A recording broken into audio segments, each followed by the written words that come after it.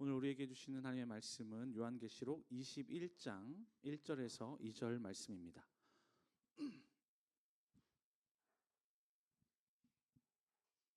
오늘 우리에게 주시는 하나님의 말씀은 요한계시록 21장 1절에서 2절 말씀 함께 한 목소리로 읽도록 하겠습니다.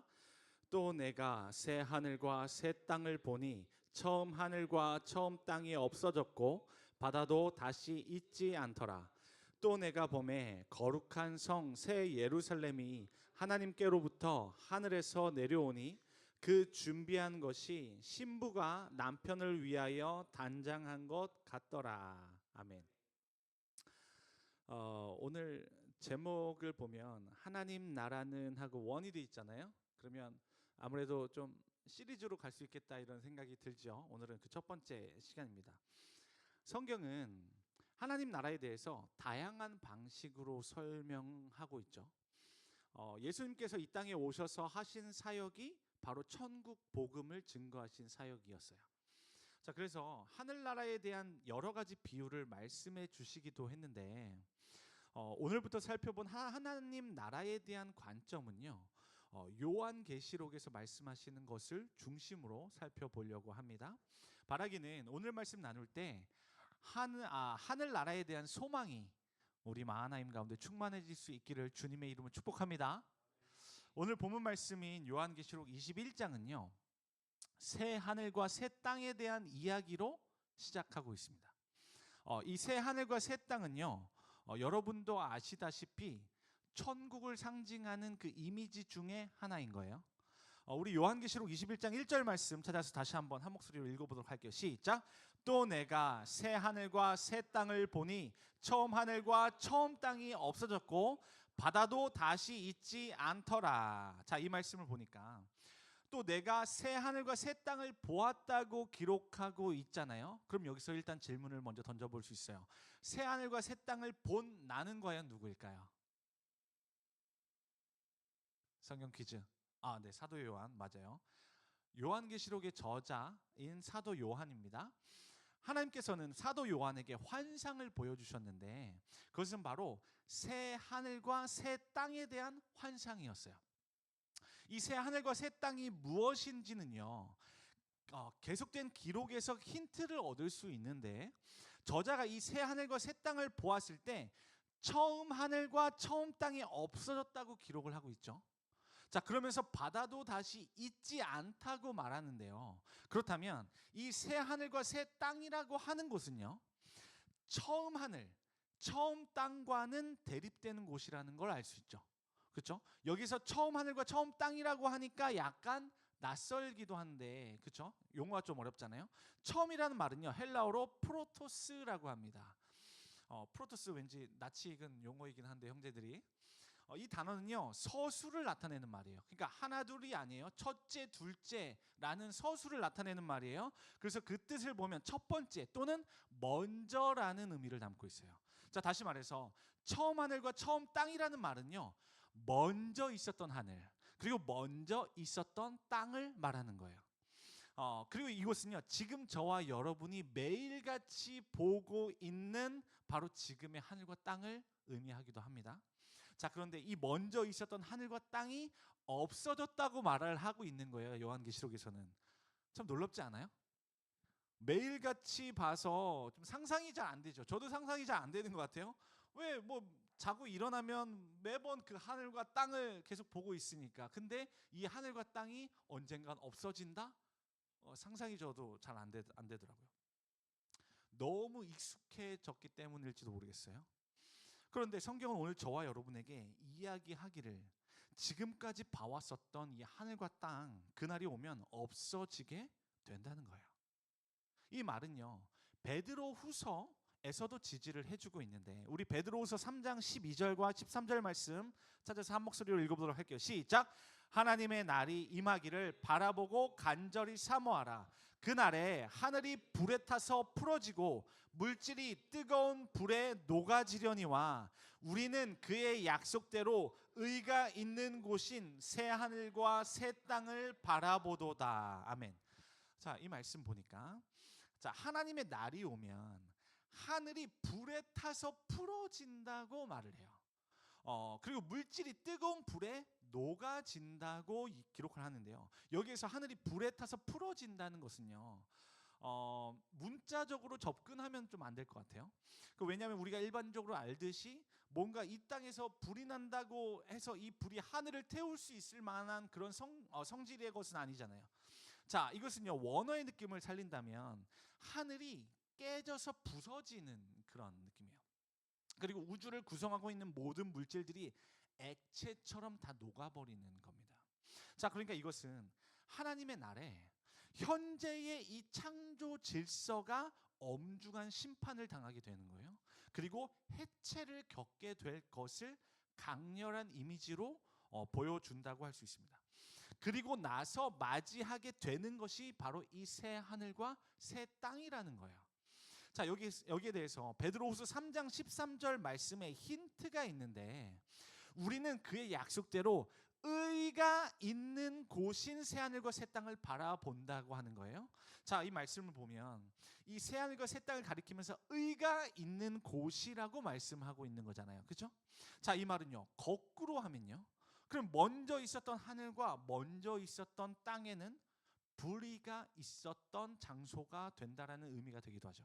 자, 그렇다면 왜 먼저 있었던 하늘과 먼저 있었던 땅은 불의가 있는 장소가 되는 것일까요? 먼저 있었던 하늘과 그 땅도 처음 창조되었을 때는 보시기에 좋았더라고 하나님께서 말씀하셨잖아요. 그렇죠? 그런데 그것은 아담과 하와가 선악과를 범하면서부터 바뀌었다고 할 수가 있죠. 왜? 처음에는 보시기에 선했던 이곳이요, 죄가 들어오면서부터 불의가 있는 장소가 되어버렸던 거예요. 창세기 3장을 보면 아담이 선악과를 범했을 때 하나님께서 아담에게 뭐라고 말씀하셨냐면요, 17절 말씀에서는 땅은 너로 말미암아 저주를 받고, 그리고 18절 말씀에서는요, 땅이 내게 가시 덤불과 엉겅퀴를 낼 것이다 라고 합니다. 자, 이 땅은요 죄로 인해서 저주를 이때 받게 된 겁니다. 자, 그래서 가시와 엉겅퀴가 나오기 시작한 거예요. 자, 이 가시와 엉겅퀴는요 바로 이 땅이 저주받았다는 것을 드러내주는 죄의 결과물이었던 거예요. 자, 그리고 이 땅이 불의한 땅이 됨을 나타내는 또 다른 힌트가 존재를 하는데, 우리 이번에는 에베소서 2장으로 가보도록 하겠습니다. 여기서는요 이 땅의 권세를 누가 잡고 있는지를 드러내고 있는데요, 에베소서 2장 2절 말씀 한 목소리로 읽어보도록 할게요. 시작. 그때에 너희는 그 가운데서 행하여 이 세상 풍조를 따르고 공중의 권세 잡은 자를 따랐으니 곧 지금 불순종의 아들들 가운데서 역사하는 영이라. 아멘. 자, 이 말씀 보면 너희가 이 세상의 풍조를 따랐다고 하면서 공중의 권세 잡은 자를 따랐다고 말하고 있는데요, 여기서 공중의 권세 잡은 자는 바로 마귀를 말합니다. 사탄입니다. 이 마귀가 잡은 권세는요 공중의 권세라는 거예요. 여기서 이 공중이라는 표현은요 단순한 이 대기권이라는 의미를 넘어서서 사탄의 영향력이 미치는 영역을 상징적으로 가리키는 것으로 이해되어 왔어요. 자, 이것을 보면 마귀를 왜 이 세상의 임금이라고 성경이 부르는지 이제는 이해가 될 것 같죠. 죄가 들어왔다는 것은 곧 마귀가 영향력을 행사할 근거가 되었다는 말인 거예요. 자, 그래서 죄로 물든 이 땅은요 마귀의 영향력 아래서 불의가 난무하는 곳이 되어버린 거예요. 우리가 흔히 뉴스를 보면 많은 사건 사고가 일어나는 것들을 알 수 있잖아요. 그것이 그런 한 예가 되는 거죠. 이런 의미에서 볼 때 불의가 있는 첫째 하늘과 첫째 땅은요 거룩하신 하나님뿐만 아니라 의롭다 하심을 얻은 하나님의 자녀들을 담기에는 적합한 장소가 되지 못했던 겁니다. 그래서 거룩하신 하나님과 요한계시록 보면 14만 4천이라고 하는 상징적인 수를 담고 있잖아요. 이단은 이것을 정확하게 문자적으로 접근하지만 이것은 상징적인 의미죠. 모든 하나님의 자녀가 되는 이 14만 4천으로 상징되는 모든 하나님의 사람들, 의가 있는 이 새 하늘과 새 땅으로 인도함을 받아야 하는 줄로 믿습니다. 그래서 오늘 본문 말씀인 요한계시록 21장 1절 말씀 마지막 부분에서는요, 바다도 다시 있지 않더라라고 기록을 하는데요. 여기서 이 바다는요, 지중해 연안에 있는 그런 낭만적인 그런 이미지의 바다가 아닌 거예요. 이 바다는요, 악의 세력이 출몰하는 그런 곳을 의미하는데, 우리 이사야 27장 1절 말씀 찾아서 한 목소리로 읽어보도록 하겠습니다. 시작. 그날에 여호와께서 그의 견고하고 크고 강한 칼로 날렘 뱀 리워야단 곧 꼬불꼬불한 뱀 리워야단을 벌하시며 바다에 있는 용을 죽이시리라. 아멘. 이 말씀을 보면 리워야단이란 동물이 나오는 걸 볼 수 있어요. 자, 이 동물은요, 바다에 사는 큰 뱀이나 악어를 말한다고 알려져 있는데, 마지막 부분에 바다에 있는 용과 같은 의미로 사용되기도 합니다. 자, 성경은요, 이 바다에 있는 용을 여호와께서 뭐 하신다고요? 죽이신다고 하는 거예요. 자, 그렇다면 바다에 있는 이 뱀이나 악어, 용이라고 하는 것은요, 하나님을 대적하는 대적자를 상징한다고 볼 수 있겠죠. 자, 그런데 이 대적자가 어디에서 나온다는 거예요? 바다에서.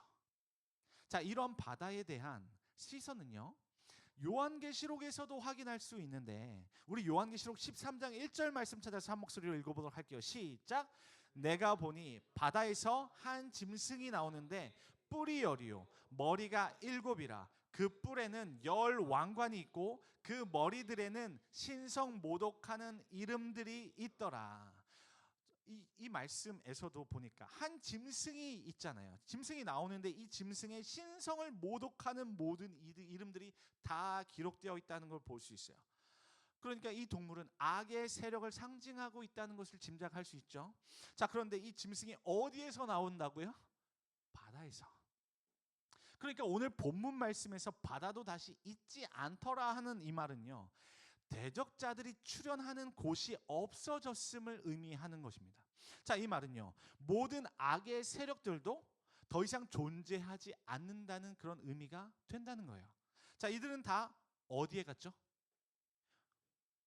어디에 갔어요? 요한계시록 20장 10절 말씀은 이렇게 기록하는데요. 한번 한 목소리로 읽어보도록 할게요. 시작. 또 그들을 미혹하는 마귀가 불과 유황못에 던져지니 거기는 그 짐승과 거짓 선지자도 있어 세세토록 밤낮 괴로움을 받으리라. 할렐루야. 아멘. 이 말씀을 보면 마귀가 불과 유황못에 던져지는 것을 볼 수 있죠. 그러니까 이것은 성경이 정해놓은 거예요. 하나님께서 정해놓으신 상황이라는 거예요. 그리고 이것이 끝이 아닌데 요한계시록 20장 14절 말씀도 우리 한 목소리로 읽어보도록 할게요. 시작. 사망과 음부도 불못에 던져지니 이것은 둘째 사망 곧 불못이라. 아멘. 이 말씀을 보면 사망과 음부도 불못에 던져진다고 기록하죠. 이 말은 무엇을 의미하냐면 그동안은 죄로 인해서 사망이 들어오게 되었다고 성경이 기록하잖아요. 그러니까 죄를 지은 모든 인류는요, 한 번 죽는 것은 정해진 게 돼버린 거예요. 왜? 사망이라고 하는 이 권세가 왕노릇을 해왔었기 때문에 모든 사람들이 이 사망의 권세에 굴복을 하게 되는 거예요. 그렇기 때문에 죽음을 다 맞게 되는 것이지만 이 사망이라는 권세 또한 어떻게 된다는 거예요? 소멸될 날이 온다는 거예요. 그러므로 더 이상 사망 가운데 놓이지 않아도 된다는 이야기입니다. 그러므로 영원한 생명으로 나아갈 수 있다는 말입니다. 믿으십니까? 믿으세요? 이 말씀이 믿어져야 돼요. 오늘 찬양 예수 그리스도께서 우리의 소망이 되신다. 예수 그리스도께서 사망 가운데 우리를 대신해서 이 심판 가운데 놓이셨기 때문에 우리의 모든 죄가 사해진 줄로 믿습니다. 그리고 죽음에서 끝난 것이 아니죠. 부활의 산 소망이 첫 열매가 되어 주셨기 때문에 그 부활 예수 그리스도를 맏아들로 한 우리 구원의 후사들이 그 모범이 되시는 첫 열매를 따라서 둘째 열매, 셋째 열매를 맺어갈 수 있는 소망이 바로 예수 그리스도로부터 시작된다는 말입니다. 믿으십니까? 그러므로 저와 여러분에게 소망이 있는 줄로 믿습니다. 그동안 저와 여러분을 얽어매어서 어떻게든 흑암 가운데에 가두려 했었던 그 모든 악의 모체가 사라져 버린다는 거예요.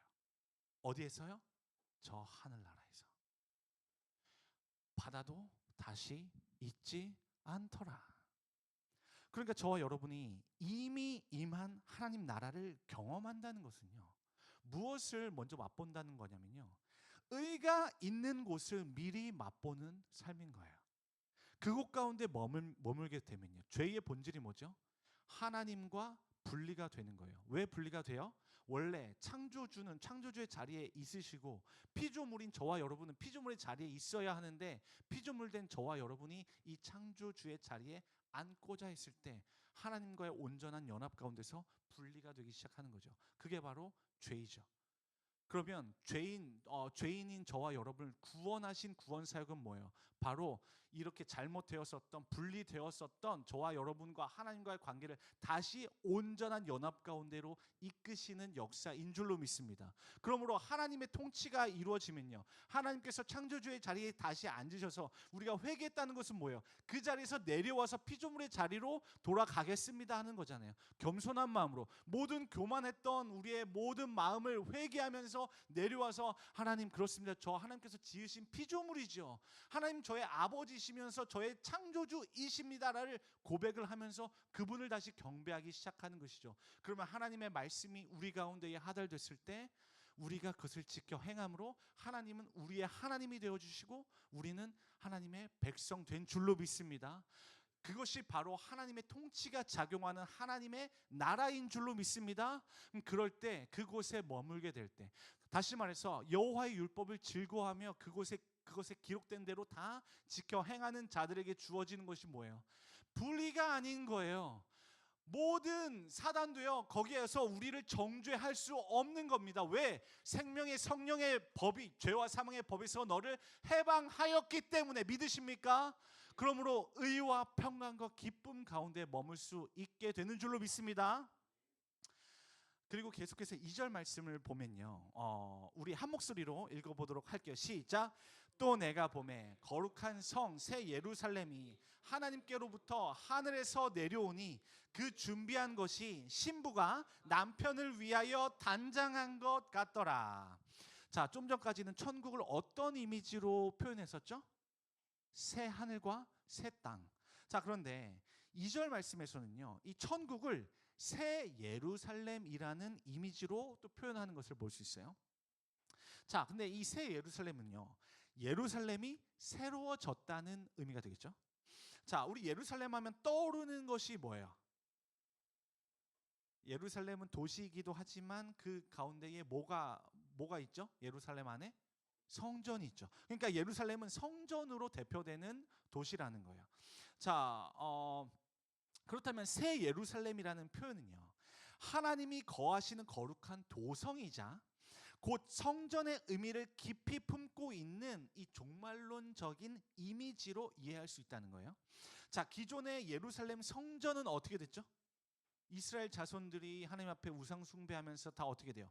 바벨론에 의해서 BC 586년에 파괴됐잖아요. 그렇죠? 그러나 예수 그리스도께서 다시 오실 때 하늘에서 내려올 새 예루살렘은 어떻게 돼요? 영원히 멸망하지 않는 하나님의 도성인 줄로 믿습니다. 자, 그런데 성경은요, 이 새 예루살렘을 남편을 위하여 단장한 신부의 모습으로 묘사하고 있어요. 자, 이 비유에 주목을 했으면 좋겠어요. 왜냐하면 요한계시록 19장에서는요, 저와 여러분과 같은 이 땅의 교회의 모습을요, 우리가 있는 이 교회는 이 건물이 아니죠, 저와 여러분과 같이 하나님을 주로 섬기는 거룩한 무리를 가리켜 교회라고 하죠. 이 교회의 모습을 어린 양이신 예수 그리스도와의 혼인을 위해, 그러니까 혼인 잔치를 위해서 우리는 하루하루를 살아가는 거죠. 그 혼인을 위해 자신을 준비한 아내의 모습으로 비유하기 때문에 그래요.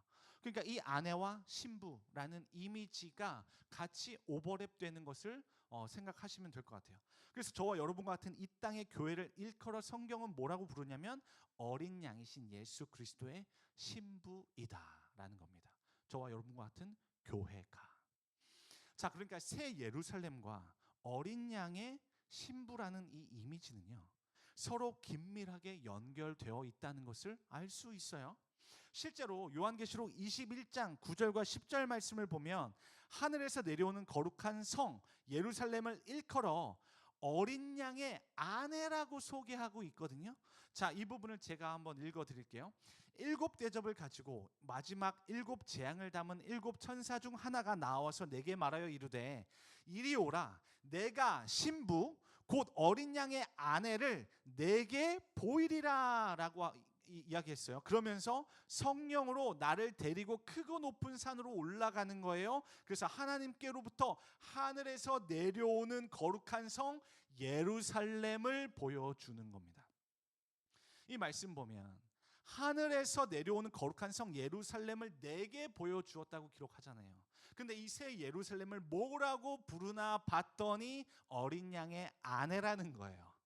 자, 그렇다면 이 새 예루살렘의 완성된 모습은요, 이미 임한 하나님의 나라를 저와 여러분이 살고 있지만 아직 완성되진 않았죠. 하나님 나라가 완성될 그 나라 가운데서 하나님과 어린 양의 보좌가 그 정중앙에 있잖아요. 마치 구약에서 모든 지파가 있었을 때 그 회막이 그 가운데에 서서 그 모든 지파와의 연합을 나타내는 것처럼 완성된 하나님 나라 안에서는 하나님과 우리와의 온전한 연합을 이루게 된다는 것입니다.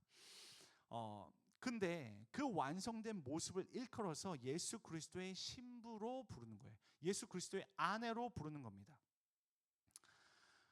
그렇다면 이 새 예루살렘의 완성된 모습은 저와 여러분과 같은 이 땅의 교회들이 어린 양의 신부로서 정결하게 성전으로 지어져 가고 있는 것의 완성본이 되는 것이죠. 믿으십니까? 자, 다시 말하면 성전인 저와 여러분이 예수 그리스도의 신부로서 정결하게 지어져 갔을 때 바로 이 새 예루살렘의 모습으로 완성이 된다는 거예요.